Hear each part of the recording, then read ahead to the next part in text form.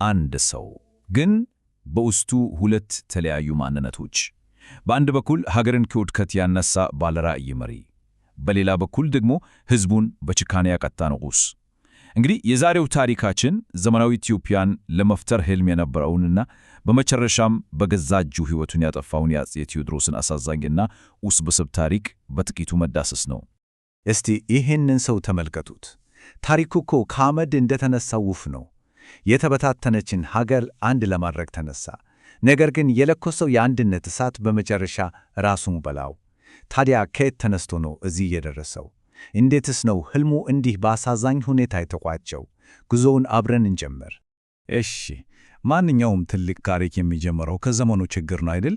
የቴዎድሮስን ማንነትን ለመረዳትም መጀመሪያ እሱ የተወለደበትና ሊለውጦ የሞከረውን ዘመን ማየት አለብን። ኢትዮጵያ በስም ብቻ ሀገር የነበረችበት፣ በተግባር ግን የተበታተሰችበት ወቅት ነበር። ዘመነ መሳፍንት እንለዋለን። የመሳፍንቱ ዘመን ስሙ እንደሚነግረን ማዕከላዊ መንግሥት የሚባል ነገር ጠፍቶ እያንዳንዱ የጦር መሪ በየግዛቱ የነገሰበት ወቅት ነበር። ሀገሪቱን ለዓመታት በርስ በርስ ጦርነት ያተረመሳት የጨለማ ዘመን፣ ቴዎድሮስ ሊያጠፋ የተነሳው ጨለማ እንግዲህ ይሄ ነበር። ግን እኮ በዚህ ሁሉ ጨለማ ውስጥ አንዲት የተስፋ ጭላንጭል ነበረች። ቴዎድሮስ የሚባል ስም ያለውን ንጉሥ መጥቶ ኢትዮጵያን ከውድቀቷ ያነሳታል የሚል የድሮ ትንቢት ነበር። ታዲያ ይህንን ትንቢት እውን የሚያደርገው ማን ነው? ያልተጠበቀው ሰው ካሳ ኃይሉ ይህንን ትንቢት የራሱ ዕጣ ፈንታ ለማድረግ ተነሳ። ካሳ ኃይሉ እኮ ከንጉሣውያን ቤተሰብ አልተወለደም። እናቱ ቆሶ የሸጠች ነው ያሳደገችው። ወጣት እያለ ይማርበት የነበረው ገዳም በጦርነት ሲወድም ከሞት ለጥቂት ነው ያመለጠው። ከዚያ በኋላ ግን ሕይወቱ ተቀየረ። ሽፍታ ሆነ፣ ብዙ ተከታታዮችንም አፈራ። የወታደራዊ ብቃቱ ከዚህ ነው የጀመረው። ከዚያማ መንገዱ ወደ ዙፋኑ ነበር፣ ግን በቀላሉ አልነበረም። በዘመኑ የነበሩትን ኃያላን መሳፍንት ሀገሪቱን ተከፋፍለው የገዙ የነበሩትን አንድ በአንድ በጦር ሜዳ ላይ ማሸነፍ ነበረበት። እያንዳንዱ ድሉ ማለት የዘመነ መሳፍንት ፍጻሜ መቃረቡን የሚያበስር ነበር። እናም በመጨረሻ አደረገው። ጦርነቱ አለቀ፣ መሳፍንቱ ተሸነፉ። አሁን ትልቁ ሥራ ይጀምራል። ሀገርን አንድ ማድረግ ብቻ ሳይሆን ዘመናዊ ሀገር መገንባት። እንግዲህ በየካቲት 1855 ዓመት ታሪክ ተሠራ። ያ የቆሶ ሻጭ ልጅ ያ ሽፍታ የነበረው ካሳ ኃይሉ የትንቢቱን ስም በመውሰድ ዳግማዊ አፄ ቴዎድሮስ ተብሎ ነገሠ። የዘመነ መሳፍንት ፍጻሜና የዘመናዊት ኢትዮጵያ መባቻ ነበር። ዙፋኑ ላይ እንደተቀመጠ ዝም አላለም። ወዲያውኑ ሀገሪቱን ከስር መሠረቷ ለመቀየር የሚያስችሉ ዕቅዶችን ማስታወቅ ጀመረ። ነገር ግን ይህ ሁሉ ለውጥ ሥልጣናቸው የተነካባቸው ሰዎች በቀላሉ እንዲቀበሉት አላደረገም። ብዙ ጠላቶችን ነው ያፈራለት። የቴዎድሮስን ምኞትና ራዕይ ከምንም በላይ የሚያሳየው ነገር ግን ይሄ ነው። በሀገሩ የነበሩትን አውሮፓውያን ሚስዮናውያን ሰብስቦ ግዙፍ መድፍ እንዲሰሩለት አስገደዳቸው። ሰባስቶፖል ብሎ ሰየመው።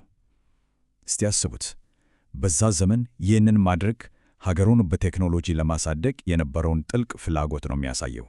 ይሄ ሁሉ ራዕይ፣ ይሄ ሁሉ ምኞት በሀገር ውስጥ ኃይል ብቻ የሚሳካ አልነበረም።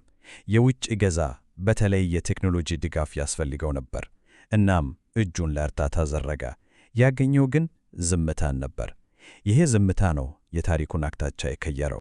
በ1862 ዓመም ቴዎድሮስ ደብዳቤ ጻፈ። ለማን ይመስላችኋል? ለታላቋ ብሪታንያ ንግሥት ቪክቶሪያ። እንደ አንድ ክርስቲያን ንጉሥ ለሌላ ክርስቲያን ንግሥት እርዳታን ጠየቀ።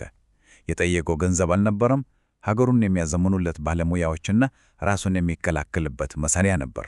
ታዲያ መልሱ ምን ነበር? ምንም፣ ዝምታ።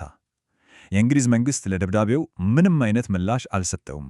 ይህም ለቴዎድሮስ እንደ ትልቅ ስድብ ነበር። የሀገር መሪነቱን የናቀ ድርጊት አድርጎ ቆጠረው። ይህ ዝምታ ወደፊት ለሚመጣው ጥፋት የመጀመሪያውን ዘር ዘራ። እዚህ ጋር ነው እንግዲህ የታሪኩ አቅጣጫ የሚቀየረው።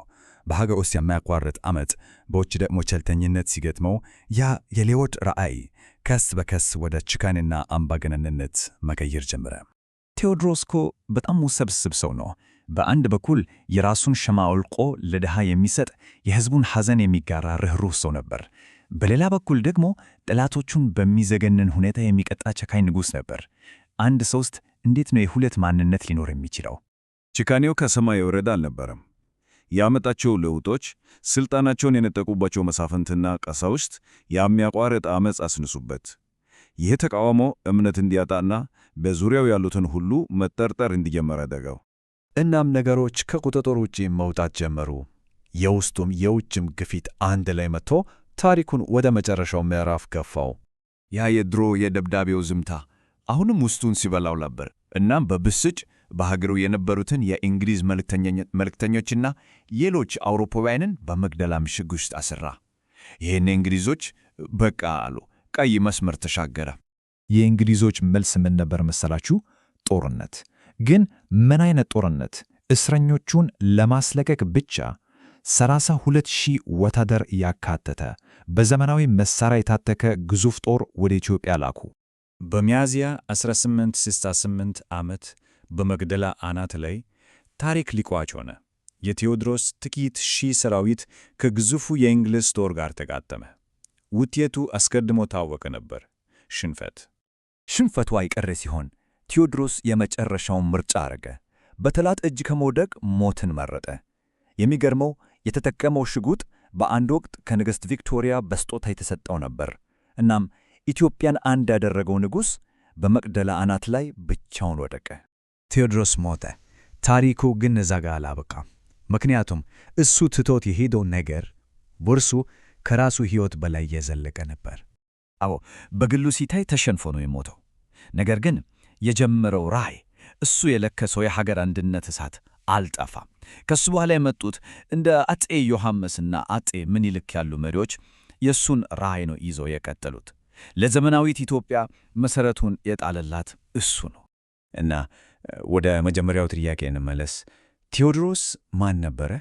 ራዕዩን ማሳካት ያልቻለ ባለ ራዕይ ወይስ ሀገርን አንድ ለማድረግ አስፈላጊ የነበረ ጨቋኝ? ምናልባትም የሁለቱ ድብልቅ ይሆናል። ራዕዩን ለማሳካት የተጠቀመባቸው መንገዶች ትክክል ነበሩ ወይ? ይህ ጥያቄ ዛሬም ድረስ መልስ ያላገኘ ነው።